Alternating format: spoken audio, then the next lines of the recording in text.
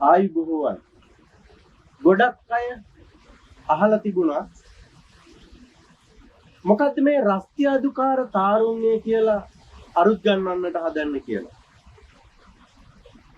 ඇත්තටම අපි චුට්ටක් හිතන්න ඕන අලුත් පැත්තක්. අලුත් කියවට මේක අලුත්මත් නෙවෙයි. නමුත් අපිට පෙනිච්ච නැති දෙයක්.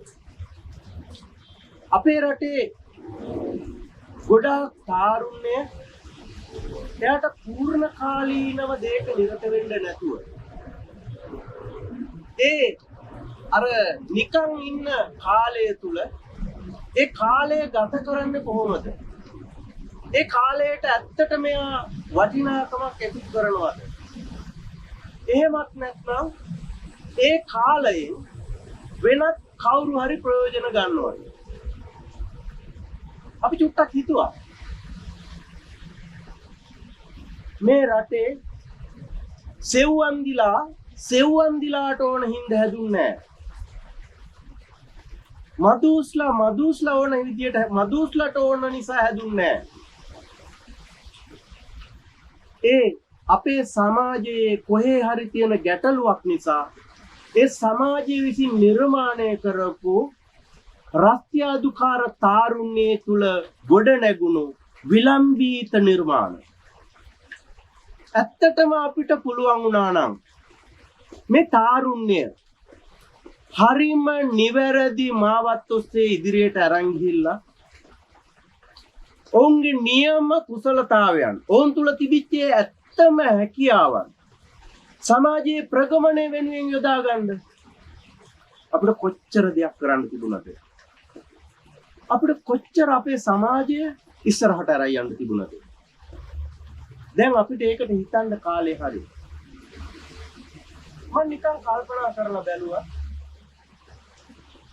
මේ මිනිස්සු ගාව තියෙන මේ ධෛර්යය යම් කිසි අරමුණකට හෙමින් කිට්ටු වෙනකොට ඒගොල්ලෝ ඉලක්කය කරා යන ඒගොල්ලොන්ගේ තීක්ෂණ ඥාණය මේ රටේ යම් කිසි සංවර්ධනමය කටයුත්තකට තාරුණ්‍යයේ දිරිගන්වන කටයුත්තකට යොදා ගන්නට අපේ සමාජයේ සකස් වෙලා තිබුණා නම් ඇත්තටම සෙව්වන්දි කියලා කියන්නේ වීර මාතාවක්.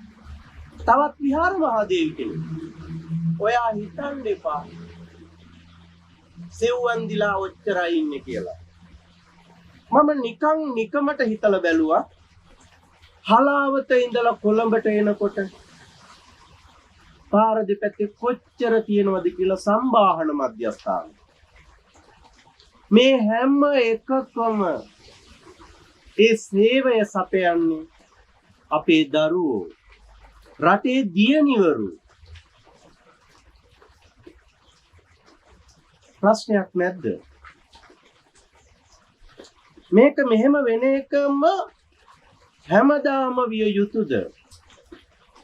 ඔයා කැමතිද? ඔයාගේ දුව, ඔයාගේ සොහොයුරිය, ඔයාගේ සමීපතම කෙනෙක් ඒ තැනක සේවය දෙනවට? ඇයි අපිට බැරි වුණේ ඔවුන්ගේ අනන්‍ය වූ වෙනත් ඵලදායී දෙයකට යොදව ගන්න මේ සමාජය යොමු කරන්න? ඔය ගොඩාක් කට්ටිය ඒගොල්ලෝ කැමැත්තෙන් තෝරගත්ත වෘත්තියක් නෙවෙයි ඒක. සමහර විට ජීවිතයේ එක්තරා වැරදීමක ප්‍රතිඵලයක්. එහෙම නැත්නම් සමාජයේ හිටපු දුෂ්ට දුර්ජන මිනිහෙක් නිර්මාණය කරපු නිර්මාණයක්. අවසානයේ මේ සමස්ත සමාජයට ඛේදවාචකයක්. අපි හැම වෙලේම උත්සාහ කරන්න ඕන මෙන්න මේ වැඩක් නැතිව නිකන් ගෙවලා දාන තාරුණ්‍ය තුල හිර වෙලා ඉන්න අපේ රටේ ශ්‍රම බලකාය. තාරුණ්‍ය මේ තමයි අපේ රටේ සම්පත. මෙන්න මේ සම්පත විධිමත් වැඩපිළිවෙලක් සකස් කරලා ඒ විධිමත් වැඩපිළිවෙල තුල ඔවුන්ව යම්කිසි වැඩදායී මාවතකට යොමු කරගෙන අතර මේ ඔවුන්ගේ නියම ශක්තිය අපේ රටේ ප්‍රගමණය උදෙසා යොදාගන්නේ කොහොමද කියලා අපිට පුළුවන් නම් අපේ ආණ්ඩුවලට බල කරන්න. අපිට පුළුවන් නම් අපේ සමාජය තුල ඒ චින්තනය ගොඩනගන්න. අපිට පුළුවන් මේ රට මීට වඩා ගොඩාක් ලස්සන තැනකට අරන් යන්න.